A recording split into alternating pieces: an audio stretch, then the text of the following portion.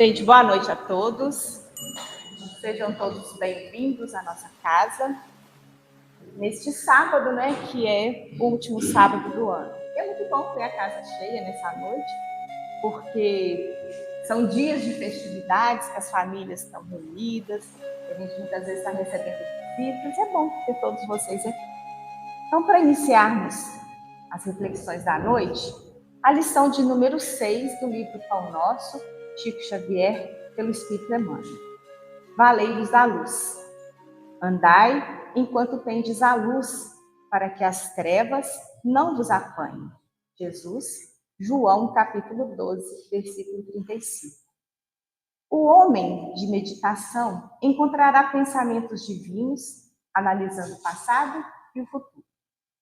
Ver-se-á colocado entre duas eternidades, a dos dias que se foram e a que lhes acena do porvir. Examinando os tesouros do presente, descobrirá suas oportunidades preciosas. No futuro, antevê a bendita luz da imortalidade, enquanto no pretérito se localizam as trevas da ignorância, dos erros praticados, das experiências mal vividas. A esmagadora maioria de personalidades humanas não possui outra paisagem com respeito ao passado próximo ou remoto, senão esta, constituída de ruína e desencanto, compelindo-as a revalorizar os recursos em mãos. A vida humana, pois, apesar de transitória, é a chama que vos coloca em contato com o serviço de que necessitais para a ascensão justa. Nesse abençoado ensejo, é possível resgatar, corrigir, aprender, ganhar, conquistar, reunir, reconciliar e enriquecer-se no Senhor. Refletir na observação do Mestre e aprender-lhes-eis o luminoso ensino. Andai enquanto tendes a luz, disse ele. Aproveitai a dádiva de tempo recebida no trabalho edificante. Afastai-vos da condição inferior, adquirindo mais alto entendimento.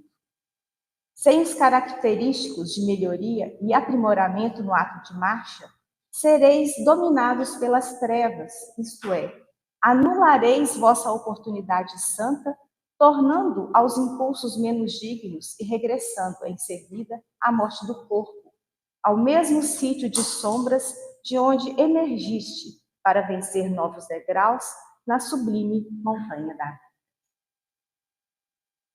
Pai amado, nesta noite em que aqui nos reunimos, agradecemos-te, Pai, pelas oportunidades santas que nos proporcionastes em mais este ano que fia.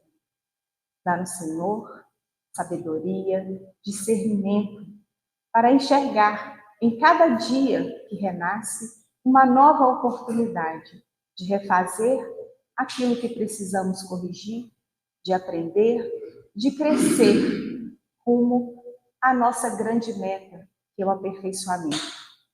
Que Jesus, nosso Mestre, seja sempre para nós a luz a nos guiar, a inspiração para os dias vindouros. Que Dr. Bezerra, nosso querido benfeitor, e seja sempre junto de nós, de cada trabalhador, de cada tarefeiro, de todos aqueles que o buscam na necessidade do revigoramento, das dificuldades, em todos os nossos momentos. Dá-nos, Pai, sempre bom ânimo para prosseguirmos adiante.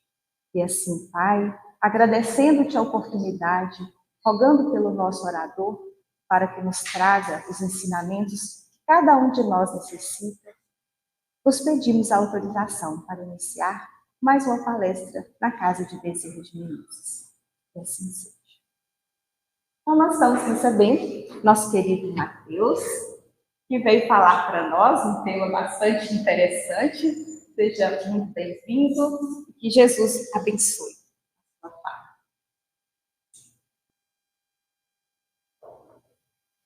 Boa noite a todos. Eu estou chique com esse microfone aqui, né? Nossa. Então, primeiro eu queria agradecer o convite da Carla. Eu não estou acostumado a falar em microfone não, tá, gente? Então, se eu estiver falando alto, Vocês não... você me avisa aí. É uma honra muito grande estar aqui nessa casa tão iluminada, né? E vamos embora, né? Vamos conversar um pouquinho sobre assim, a lei de destruição primeiro, depois a gente vai falar sobre o estoicismo, que lá eu fiz esse estudo quarta-feira, essa quarta agora, e vocês me perdoem estar fazendo dois estudos, assim, duas casas, o mesmo estudo, mas é porque final de ano, festa e família, difícil fazer dois estudos numa mesma semana. Mas, e aí eu cheguei no centro, assim, eles já falaram para mim, mas o que é esse negócio de estoicismo? Eu falei, calma, exercita a paciência aí que vocês vão descobrir, deixa eu falar. Vocês vão descobrir daqui a pouco. A primeira lei de destruição, eu pensei assim, bom, lá no Grupo Espírito Irmãos Arthur, em Baporanga, seria a última quarta-feira, a última palestra do ano. Aqui também, né? Porque amanhã já é ano novo. E aí eu pensei assim, eu não vou falar sobre o Natal, porque é muito clichê todo ano, né? Assim, não sei, eu queria fazer alguma coisa diferente.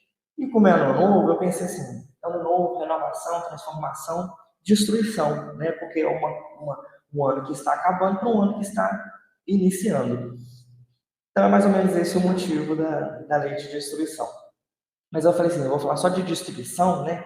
Tem que falar de alguma coisa também para ajudar com a destruição, né? Para lidar com a lei de destruição. E aí vem o estoicismo.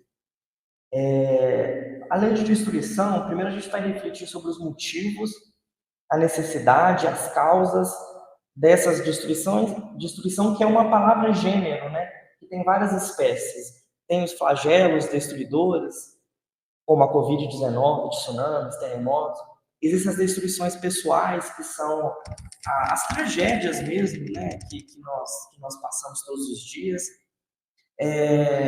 Existem as destruições da natureza, queimadas, enfim, existem tantas espécies, né, de destruição. Mas, começando a destruição em si, eu já dei a dica, né, lei de destruição, porque é uma lei divina, né? É uma lei que está lá no Livro dos Espíritos, que tem um título só das leis divinas, né? Tem lá um monte de lei, entre elas a lei de destruição, que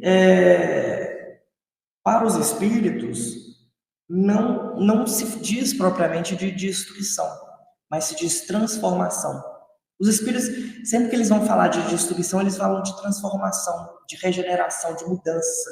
Não falam propriamente de destruição. E, como uma lei das ciências naturais, né, quem aí já, não sei se alguém é professor aí, mas tem uma lei de Lavoisier, que chama um nome bonito, é Lei da Conservação das Massas. Ele fala o seguinte, numa reação química, que você geralmente tem alguns elementos que se reagem e transformam em outros elementos. Antes, eles achavam que os elementos eles evaporavam e apareciam outros elementos, né? Por exemplo, você tem a água que pode reagir lá de alguma forma, que forma hidrogênio e oxigênio. E aí ele fala o seguinte, olha, nada ali está sendo destruído. Apenas a matéria está se rearranjando, está se transformando e muda para um outro elemento, mas as massas continuam as mesmas, ou seja, nada ali evaporou, eu falo com as mãos, tá, gente? Nada ali evaporou, nada foi destruído. Ele fala, né? É o enunciado dessa lei na natureza, nada se cria, nada se perde, tudo se transforma. Ele queria dizer, então, dessas reações químicas, mas a gente pode transportar essa lei para tudo na natureza, né? Nada se destrói na natureza, nada se perde, apenas são transformações, né? A rocha que passa pelo processo de erosão, ela vai virar um solo fértil para as plantações, né? Os locais próximos de grandes vulcões, que têm lá suas erupções, são um dos locais mais férteis do planeta.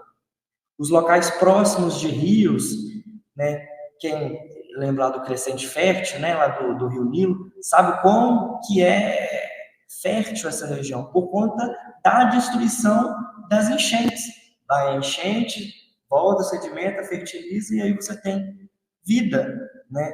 Então nós estamos constantemente cercados por uma destruição que não é destruição, né? É simplesmente uma transformação, uma regeneração. E aí a questão 728 do Livro dos Espíritos, Kardec é sensacional, né, gente? Ele pergunta cada coisa, mas ele pergunta assim, primeiro, né, é lei da natureza a destruição? E aí o Espírito responde, preciso é que tudo destrua para se regenerar, porque o que chamais de destruição não passa de uma transformação, que tem por fim a renovação e melhoria dos seres vivos. Ou seja, a destruição não é aleatória, ela tem sempre um fim, ela tem sempre uma finalidade, um motivo para acontecer, que é sempre a renovação e melhoria dos seres vivos, todos os seres vivos, não somente os seres humanos, porque a Terra passa por destruições constantemente, mas são destruições que vêm para a progressão e evolução desse planeta. Os acontecimentos da natureza, então, eles vão se moldando de forma a sempre proporcionar a transformação da Terra e de nós seres vivos para melhor, né? A Terra, quem lembra lá das aulas de ciência, né, era um grande globo de fogo e assim, inabitável. Depois foi chovendo, foi aquelas coisas lá e não sei o quê. Não estamos aqui hoje. Mas assim, não foi um processo equilibrado, né? Não foi assim, um estalar de dedos de Deus. Foi um processo conturbado, até violento de evolução.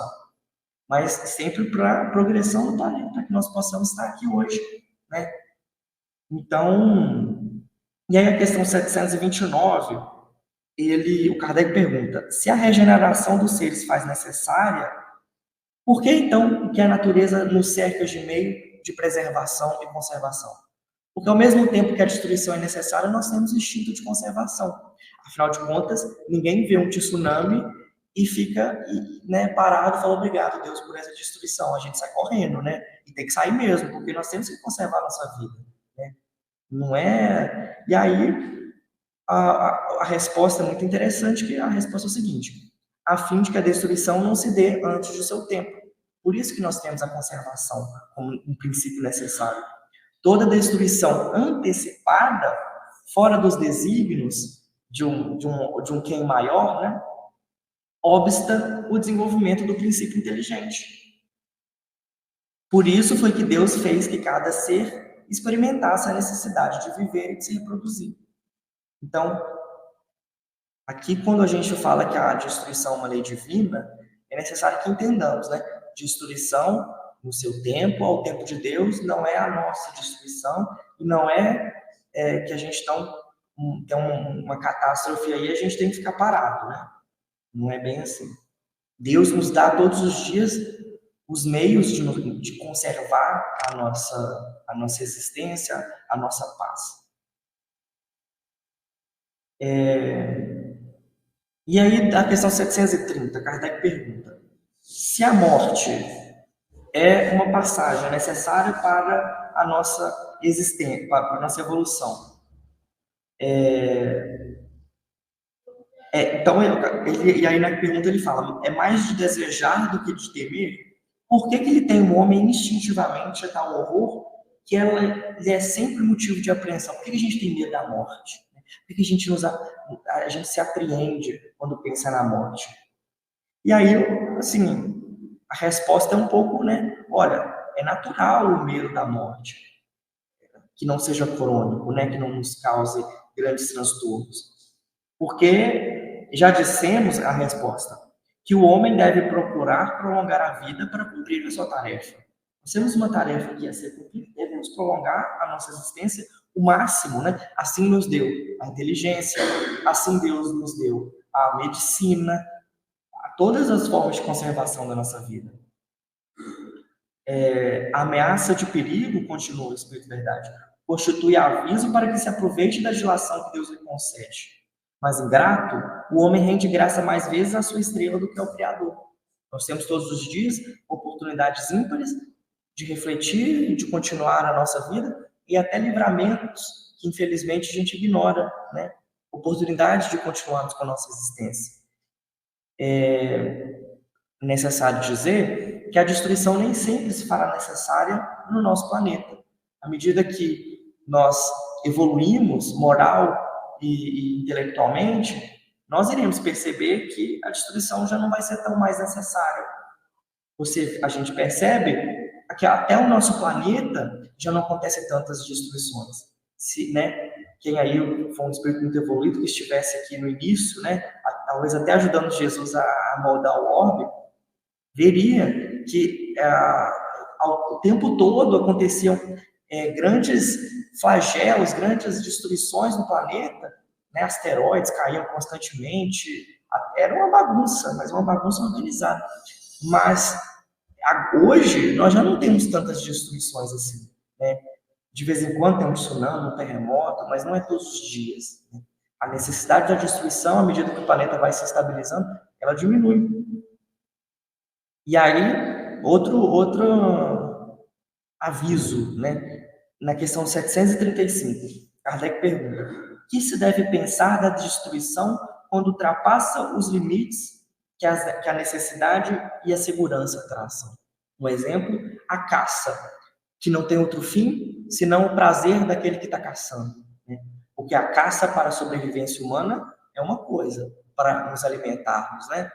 Mas e a caça, aquela caça esportiva, né? Que as pessoas matam os animais pelo bel prazer de caçar alguma coisa. E aí o Espírito Verdade responde: predominância da bestialidade sobre a natureza espiritual. Toda destruição que excede os limites da necessidade é uma violação da lei de Deus. E aí a pessoa terá, então, continua o Espírito Verdade, terá que prestar contas do abuso da liberdade que lhe foi concedida, pois isso significa que cede aos seus maus instintos. Então, existe a destruição necessária, aquela que nos convém dos meios para a nossa subsistência, para a nossa evolução, aquela destruição que nos faz evoluir, que nos faz progredir, e tem aquela destruição desnecessária, aquela destruição que não tem finalidade, é sem necessidade, né? Os excessos são ruins e provocam sempre graves consequências, tanto para o planeta quanto para nós mesmos, né? Basta ver o que o homem está fazendo no planeta, e o planeta responde, né? Nós destruímos, desmatamos, nós estamos jogando gases tóxicos, lixos, e o planeta responde, né? A lei de destruição, então, como fenômeno necessário à transformação e evolução, vamos passar a analisar, então, um pouco dos flagelos destruidores, que são aquelas catástrofes que o planeta passa. Por exemplo, a Covid-19, a pandemia, né? Os grandes cataclismos, tsunamis, terremotos que o planeta passa e que, infelizmente, ceifam a vida de milhares de pessoas, né? Grande quantidade de pessoas sofrem por isso, secas, erupções vulcânicas, né? E aí, o Kardec pergunta sabiamente, na questão 737, com que fim fere Deus a humanidade por meio de flagelos destruidores? Qual é o fim dos flagelos destruidores? Eu já falei, né, esses grandes episódios aí. E aí, a resposta: para fazê-la progredir mais depressa, já não dissemos ser a destruição uma necessidade para a regeneração moral dos espíritos em cada existência. Então, para a nossa progressão mais rápida, para que nós possamos, então, evoluir enquanto sociedade mais rapidamente. Abre aspas, essas subversões, porém, são frequentemente necessárias para que mais pronto se dê o advento de uma melhor ordem das coisas e para que se realize em alguns anos o que teria exigido muitos séculos. E aí outra pergunta sensacional, que é a questão 738, que ele fala: para conseguir a melhora da humanidade, não podia Deus empregar outros meios que não os flagelos destruidores? Meios menos gravosos, né, que não ceifam a vida de tantas pessoas assim, né, tantos sofrimentos a gente não vê, né? Nesses grandes episódios da natureza. E aí a resposta, né? São grandes tragédias humanitárias, né? E aí a resposta: pode e os emprega todos os dias, pois que deu a cada um os meios de progredir pelo conhecimento do bem e do mal. O homem, porém, não se aproveita desses meios. Necessário, portanto, se torna que seja castigado no seu orgulho e que se faça sentir a sua fraqueza.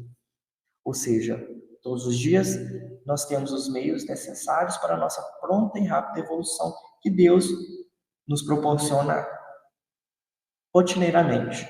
Mas não nos aproveitamos desses meios frequentemente, e é necessário, então, essas destruições, né, avassaladoras. Mas a gente tem que entender a questão da perspectiva, né? Porque a nossa perspectiva aqui é tão pequena, né? Assim, a nossa visão aqui é tão limitada, o nosso tempo tão marcado, porque se a gente pensar numa pandemia que durou 2 anos, que são 2 anos para a nossa imortalidade, segundos, né? E quanto nós não evoluímos na pandemia?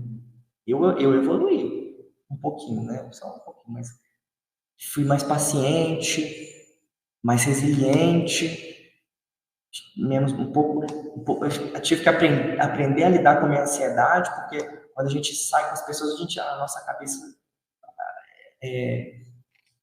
muda um pouco o foco, né? Mas a gente fica o dia inteiro dentro de casa e aí pessoas morrendo, você vê assim, é uma coisa muito ruim, mas a gente aprende a lidar, né?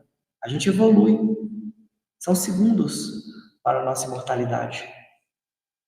Então, e esses grandes flagelos, e nós vamos ver toda a destruição, todo sofrimento que nós sabemos, a dor é a melhor escola que nós podemos ter aqui na Terra, porque a gente está aqui numa grande escola. Nós podemos, sem escolher, aprender pelo amor, pela caridade. E aí não vai ter dor. Mas a gente não escolhe, né? A gente tema aprender pela dor e aprenderemos a evoluir por meio da dor, né? A dor é uma grande professora. Todo sofrimento que nós passamos com resiliência, com paciência e resignação, serão recompensados. Se não aqui, na nossa vida futura, na nossa imortalidade, na vida real, que é a vida espiritual.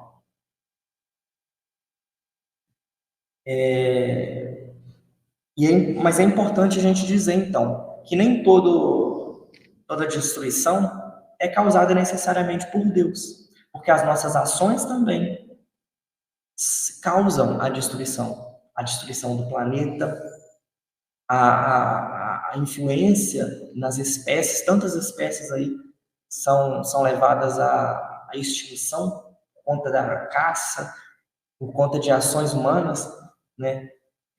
Mas isso não significa que não podemos fazer nada quanto a isso, quanto à destruição. Mais uma vez, se a destruição é lei de Deus, é lei divina, Deus também, ao mesmo tempo, nos dá os instrumentos necessários para lidarmos com ela. Nós temos a nossa inteligência, né? Quem já viu aí as construções lá no Japão, que fica bem em cima de 2 placas tectônicas, né? Então lá tem muito terremoto e tsunami. As construções lá são extremamente pensadas para o advento de um terremoto.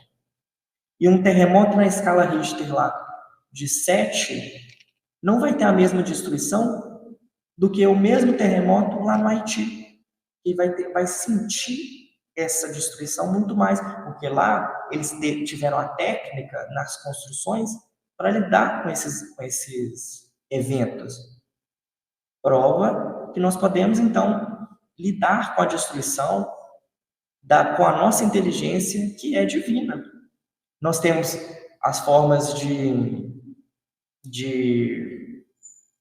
manejo da água para lidarmos com as grandes secas, né?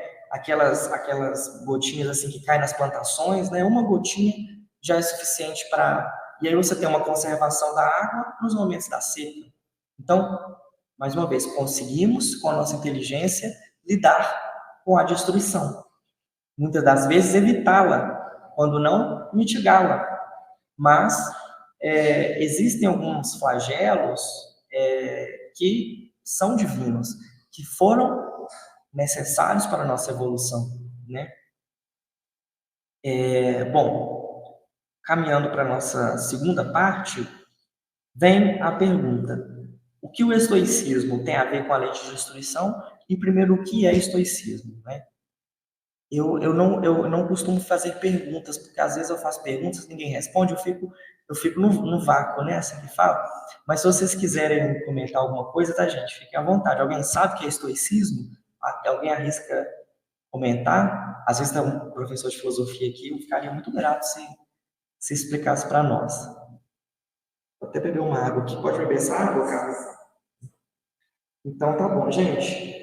O estoicismo é uma filosofia helenista, né? Nós temos várias fases da filosofia na Grécia, dentre elas a fase helenística, né? Aí tem o epicurismo, o estoicismo, vários ismos lá. O estoicismo é uma filosofia que foi criado, né, o fundador foi Zenão, um nome esquisito, né? Mas foi ele. Mas tem vários adeptos, né? Tem o Sêneca também, que foi mais para frente, né? Mas o estoicismo como escola filosófica, e a palavra estoicismo vem do grego, que significa varanda colorida, porque eles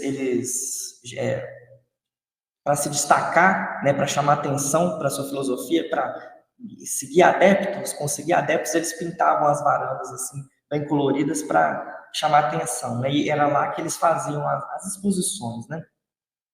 Tem como principal ensinamento a conformação com aquilo que não se pode controlar. E aí é um convite para uma vida de acordo com aquilo que a natureza impõe.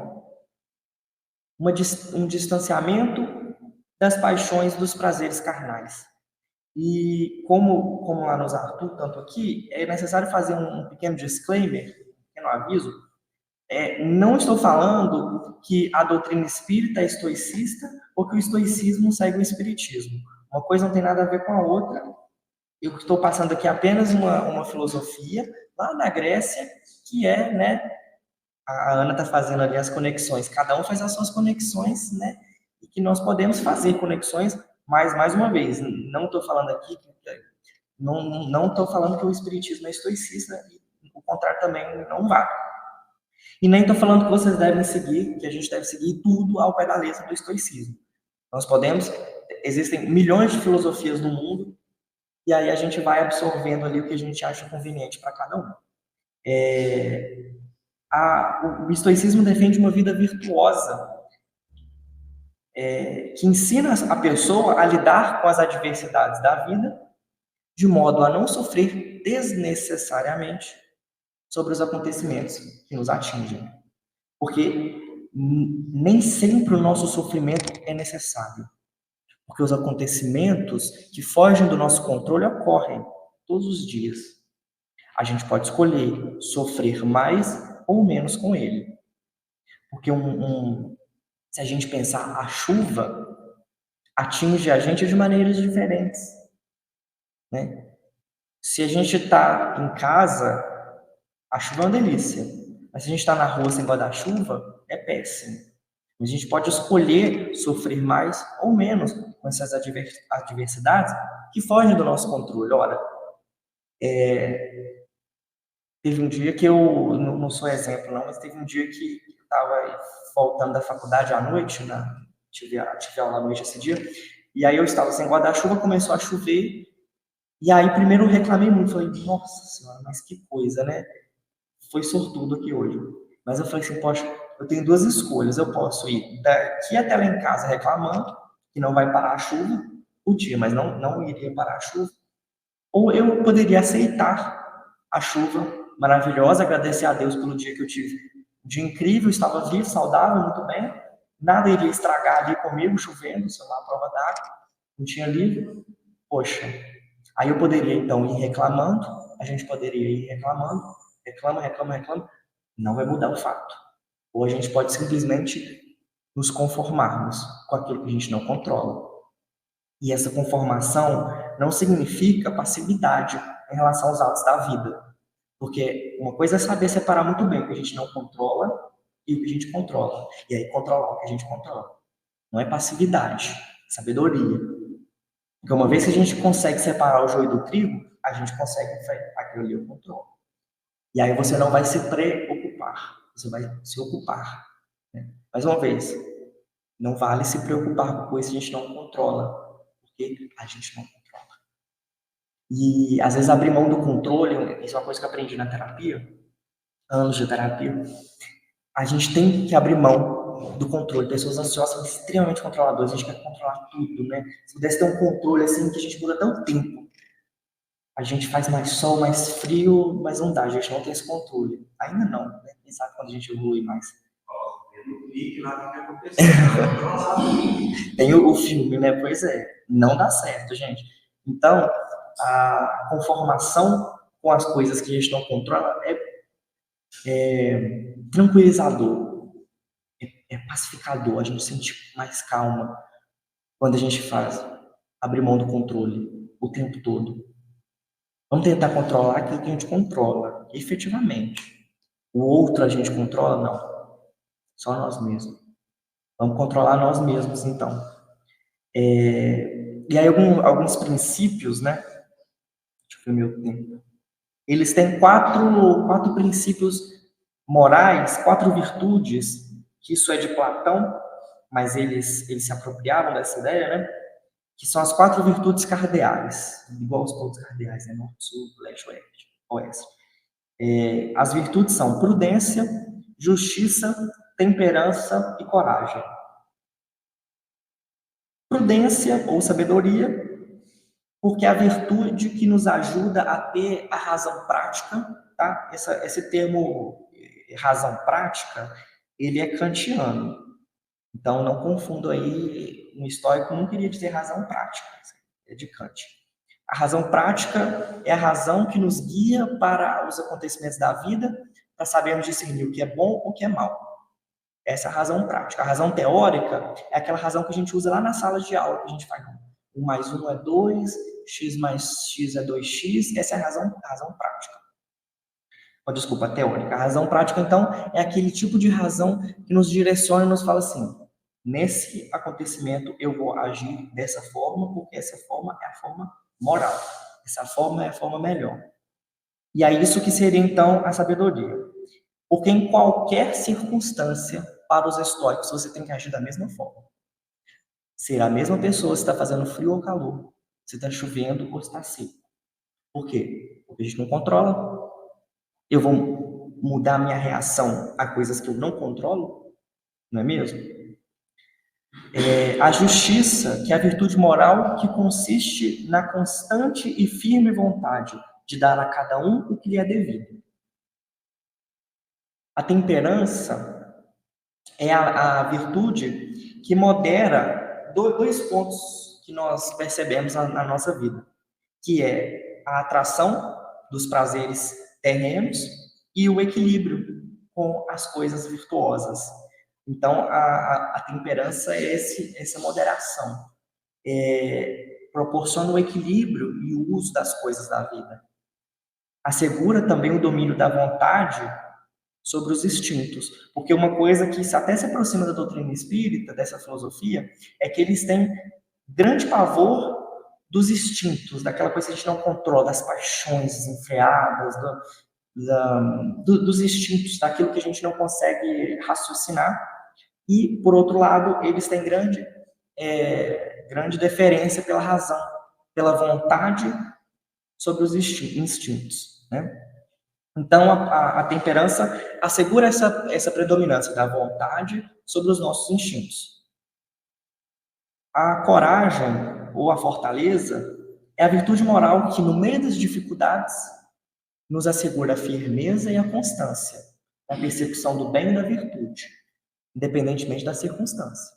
Se está chovendo ou se está fazendo calor. Pode estar chovendo e fazendo calor também. torna firme a decisão de resistir às tentações e de superar os obstáculos da vida moral. Porque os estoicos falam assim, externamente, muito pouca coisa a gente consegue controlar. O mundo externo não está grande parte ao nosso controle, né? O que nos resta? Nós, o nosso mundo interno, nossas virtudes e as nossas escolhas. E aí eles têm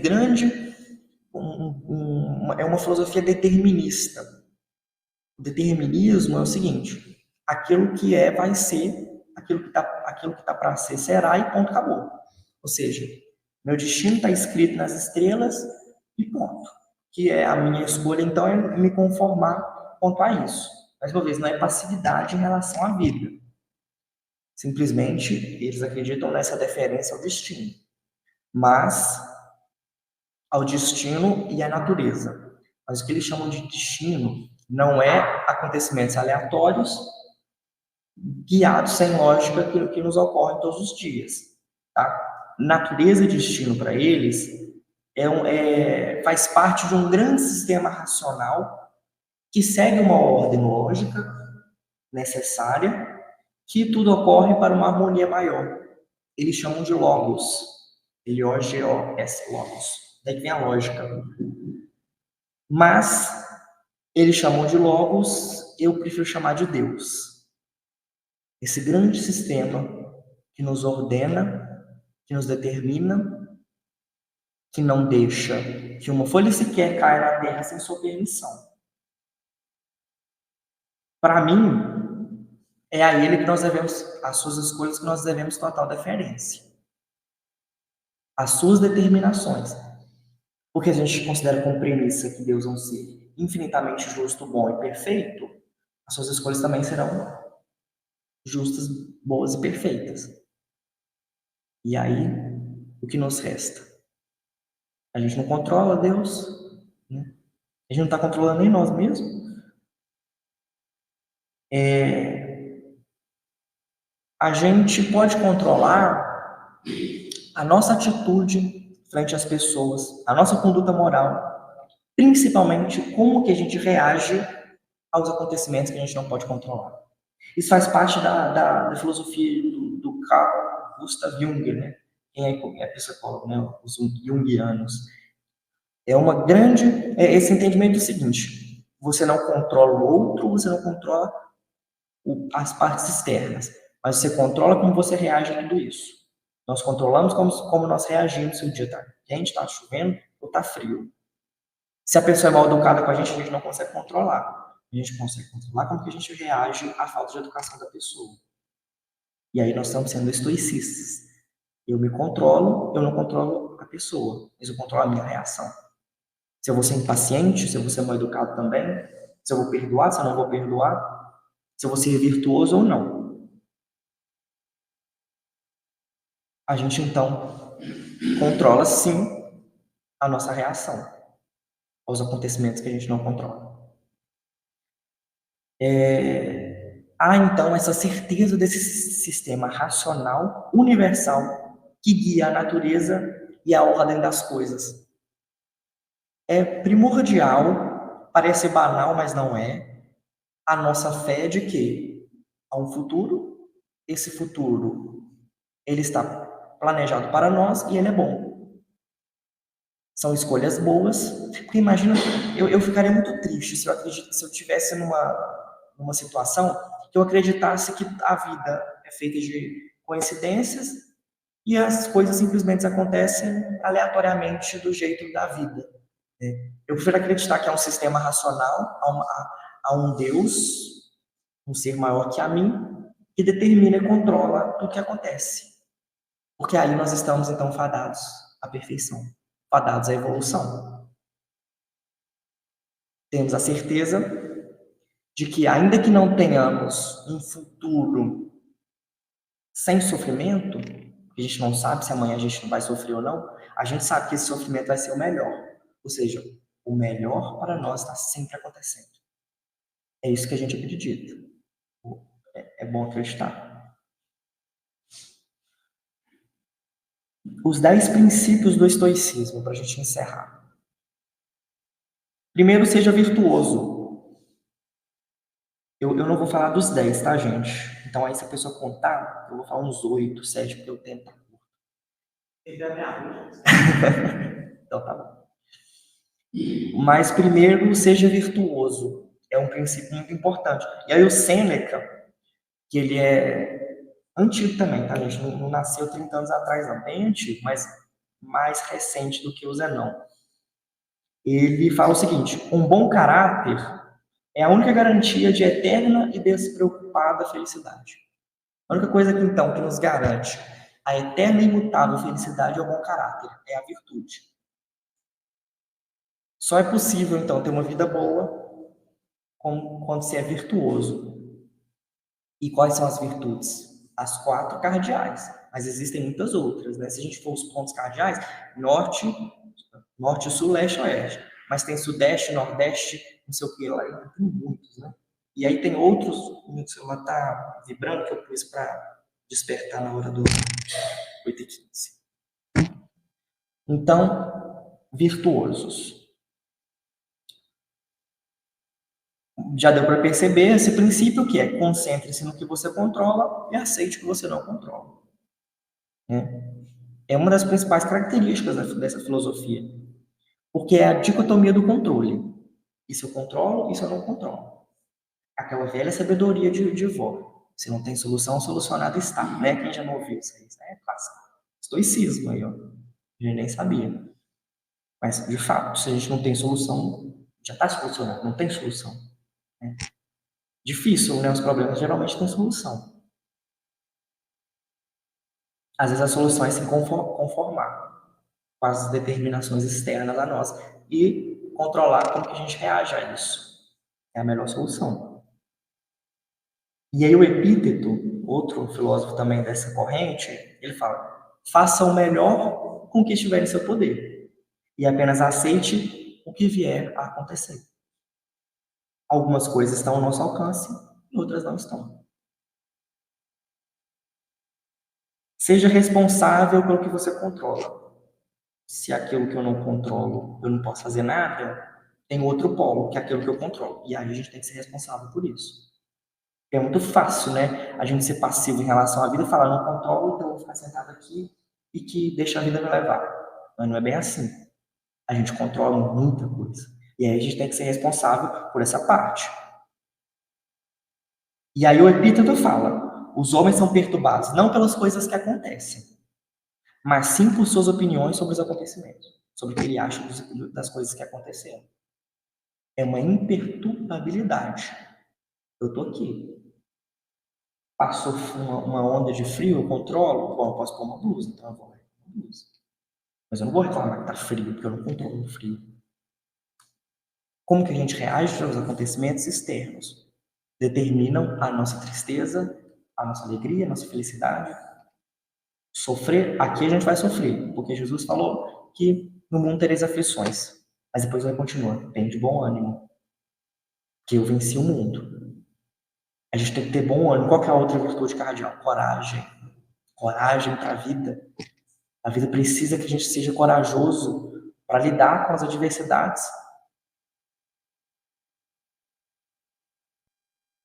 São poucos segundos que nós estamos aqui perto da nossa evolução milenar. Às vezes a gente tem esse problema de perspectiva, né? Porque a gente está imerso num problema, nos tampa tanto a nossa visão que a gente acha que aquilo ali é a nossa vida. E vai ser para sempre assim. E pronto, acabou. Mas são segundos perto da nossa imortalidade. A gente tem que sempre se lembrar: nós somos seres imortais. Somos seres imortais. Não vamos morrer amanhã. Porque se morrer, o nosso espírito está vivo. Então não vamos morrer definitivamente. E, olha, o Sêneca fala uma coisa muito confortante, que ele fala o seguinte: o maior obstáculo à vida é a expectativa, que fica na dependência do amanhã e perde o momento presente. Tu dispões do que está nas mãos da fortuna. Fortuna com F maiúsculo, que ele quer dizer os acontecimentos externos que nos atingem. Né? Tem a fortuna esse é Maquiavel, que diferenciou. Fortuna e a virtude. A virtude e a fortuna. A virtude é nossas atitudes. A fortuna são os acontecimentos externos. Se eu ganho na loteria, é fortuna, não é virtude. Mas se eu sou uma pessoa boa, caridosa, virtude, e não fortuna. Virtude. Aí ele fala fortuna com F maiúsculo, que não quer dizer os acontecimentos externos que nos atingem. E ele fala, tu dispões o que está nas mãos da fortuna, deixa de lado o que está nas suas. Para onde olhas? Para onde te projetas? Tudo o que há de vir repousa na incerteza. A gente não controla amanhã, a gente não sabe o que vai acontecer, tudo que há de vir é incerto. Vive de imediato, vive hoje. Claro que tem que pensar no amanhã, porque se a gente não pensar no amanhã, a gente não vai trabalhar, porque a gente não vai juntar dinheiro para comprar o pão de cada dia, né? Então, não interpretam as coisas ao pé da letra, mas deu para entender, né? Que não é para se preocupar desesperadamente com o dia de amanhã. E aí a gente tem que, então, aprender a diferenciar o que é bom, o que é mal e o que é acontecimentos externos que não controlamos. O bom, as virtudes. O mal, tudo que é contra a virtude. E o que é indiferente, o que a gente não controla. Tudo que a gente não controla tem a nossa indiferença. Tudo que é bom tem a nossa má vontade. Tudo que é mal tem a nossa distância. Colocar os aprendizados na prática, um princípio do estoicismo. Internalizar os objetivos, que significa que entender que mesmo quando a gente dá o nosso melhor, nem sempre vai ser de acordo com a nossa vontade. Entender que a gente pode fazer o nosso melhor, mas a gente não controla absolutamente o resultado. O que a gente controla? As nossas atitudes, né? E aí o Sêneca fala, abre aspas, eu vou fazer isso e mais aquilo, se nada acontecer que possa se tornar um obstáculo para a minha decisão. Eu vou cruzar o oceano, se nada me impedir de fazê-lo. Eu vou dar a volta ao mundo. Estou com essa determinação. Mas se eu ficar doente, tiver que ficar no hospital? Mas e se o meu avião quebrar? Mas e se alguém, sabe, adoecer próximo a mim, eu tiver que cuidar dessa pessoa?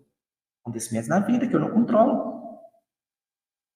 Entender que nem tudo será como planejado é uma das formas de evitar as frustrações e os sofrimentos desnecessários. Nem tudo vai ser como a gente quer, mas tudo vai acontecer para o nosso melhor. Isso é muito legal. Faça com que os obstáculos sejam novas oportunidades. Outro princípio. De cada obstáculo, nós temos novas oportunidades. Se estamos subindo uma montanha, olha, a montanha é um obstáculo. Mas quando a gente chega lá em cima, é tão bonito, né? A gente vê assim tudo, a paisagem, novas oportunidades. Cada pessoa pode transformar aquilo que acontece com a gente.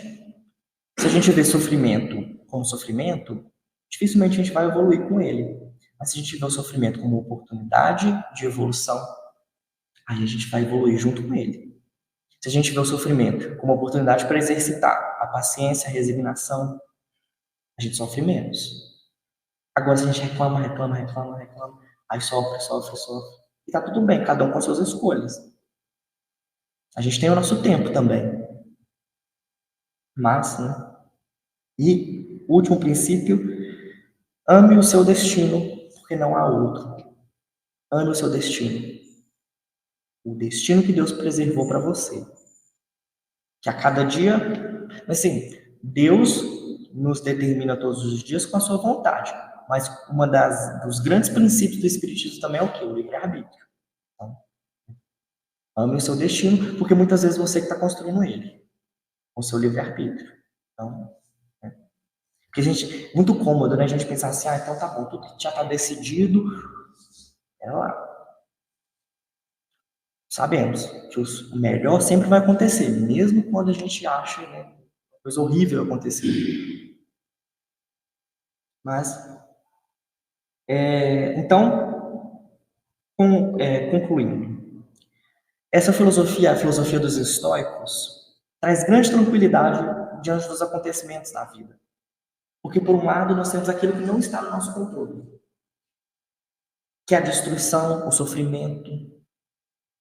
Na verdade, a transformação, a regeneração, a evolução, que são necessárias para a evolução do espírito,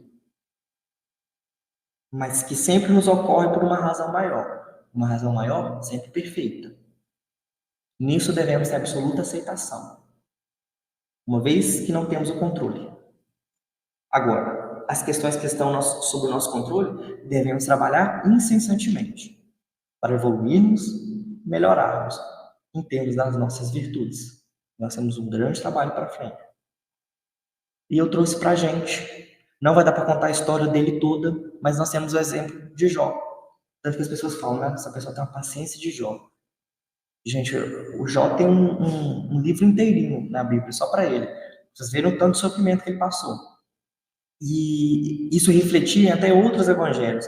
Em Tiago, capítulo 5, versículo 11, fala o seguinte: Eis que temos por bem-aventurados os que sofrem. Ouvistes qual foi a paciência de Jó, e vistes o fim que o Senhor lhe deu. Porque o Senhor é muito misericordioso e piedoso. Jó sofreu tudo, gente. Eu contei esse exemplo de Jó, e o Tião lembrou de uma passagem desse evangelho que ele estava todo leproso, e ele pegou um caco de telha assim, e agradeceu a Deus por ter alguma coisa para coçar suas feridas e arrancar aquelas crostas de pele podre. Né?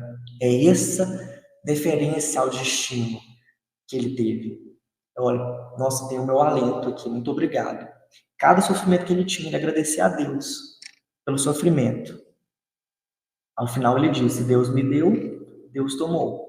Bendito seja o nome do Senhor, porque ele nasceu sem nada e ele está voltando sem nada. E para finalizarmos, um poema no livro Parnaso de Além Túmulo, do Chico, esse poema do Augusto dos Anjos, o título é Evolução. Se devasássemos os labirintos dos eternos princípios embrionários, a cadeia de impulsos e de instintos, rudimentos dos seres planetários, tudo que a poeira cósmica elabora em sua atividade interminável, o anseio da vida, a onda sonora, que percorrem o espaço imensurável. Veríamos o evolver dos elementos, das origens às súbitas asceses, transformando-se em luz em sentimentos, no assombroso prodígio das esteses, no profundo silêncio dos inermes, inferiores e rudimentares, nos rochedos das plantas e nos vermes, a mesma luz dos corpos estelares. É que dos invisíveis microcosmos há um monólito enorme nas idades. Tudo é clarão de evolução do cosmos, imensidade nas imensidades. Nós já fomos os germes de outras eras, enjaulado no cárcere das lutas. Viemos do princípio das monedas, buscando as perfeições absolutas. É com isso que eu encerro a minha fala. Agradeço mais uma vez a oportunidade de estar aqui. Quando a gente faz o estudo, a primeira pessoa a aprender somos nós mesmos, né? Então, muito obrigado pela paciência de vocês. Obrigado a Carla pelo convite e tenhamos todos uma boa noite. Obrigado, gente.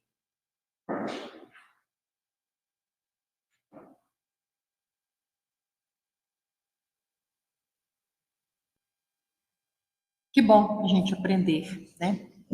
E uma das palavras para mim que resume o estoicismo é coragem. Está nas quatro, né, dos 4 pontos cardeais, mas ele fala para mim de coragem. Coragem vem muito do autoconhecimento. Se a gente não se conhecer nenhuma dessas virtudes, a gente dá conta de produzir. E finalizando o ano, preparando para começar o outro, eu gostaria que a gente se preparasse estoicamente e espiriticamente para esse tempo novo do qual a gente não tem controle nenhum. Não sabemos o que vai chegar. Mas eu me lembrei, para essa ilustração, de uma fala de um filósofo que é estoicista também, um dos estoicos da modernidade, que é o Mário Sérgio Cortella. Ele faz aquela pequena fábula, né, se você vai encontrar com alguém, se você estiver com a xícara de café e for esbarrado, o que vai entornar? Café. Por que vai entornar café? É porque você tem café nas mãos. Se você tivesse chá, se você tivesse leite, se você tivesse água, É isto que iria transbordar das suas mãos. Se nós não podemos escolher os esbarrões, as circunstâncias adversas da vida, nós podemos escolher o que nós vamos carregar nas nossas mãos. Que tal carregarmos paz? Que tal sermos responsáveis pela paz que nós podemos construir, se não ao nosso redor, mas pelo menos em nós mesmos? Uma vez estabelecido esse projeto, o que virá é assim que nós vamos enfrentar. Eu agradeço muito a Deus, porque a doutrina espírita nos desperta para a construção do nosso próprio destino. Ou a má fortuna, ou a boa fortuna, como diziam os antigos. E eu convido vocês a pensar sobre isso. O que você quer carregar na sua xícara? O que nós temos para derrubar nas pessoas nesse ano que está começando? Que tenhamos amor, paz, coragem, virtudes essenciais para que nós consigamos vencer a nossa jornada na Terra. Muito obrigada, Mateus. Muito obrigada a todos, formando essa família forte que é a Casa de Bezerra. Então vamos falar com Deus para finalizar esse pequeno intervalo de tempo que nós chamamos de ano. Deus, Pai de imenso amor e bondade, em Tuas mãos caminhamos, sob a Sua tutela nos guiamos, e a cada dia, Senhor, nós nos deparamos com o eu novo, que muitas vezes nós não estamos prontos para enfrentar. E é isso que nós te pedimos, Senhor, para que olhemos com mais carinho para dentro, com mais responsabilidade para fora, com mais coragem para o futuro. Tende as suas mãos sobre nós, Senhor, para que não percamos o fio da vida, o roteiro traçado, esse mundo que podemos construir colaborando com a sua vontade. Abençoa nossa casa espírita, Senhor, que tem sido a porta aberta para o reconforto nas nossas horas difíceis e a sala de aula amorosa para os momentos em que aqui viemos para aprender um tanto mais. Abençoa cada companheiro que se dispõe a construir essa história. Abençoa a espiritualidade amiga que corajosamente se faz presente, pacientemente nos suporta e faz, Senhor, com que haja esperança, que haja fé em nossos corações. Em seu amoroso nome, sob a tutela amorosa do Cristo, de Bezerra de Menezes e de Maria Santíssima, que nós encerramos mais uma reunião, a última deste ano de 2023, onde pudemos enfrentar muitas feridas, que venha 2024 como tempo de cura para cada um de nós. Graças te damos, Senhor, hoje e sempre. Assim seja. Graças a Deus.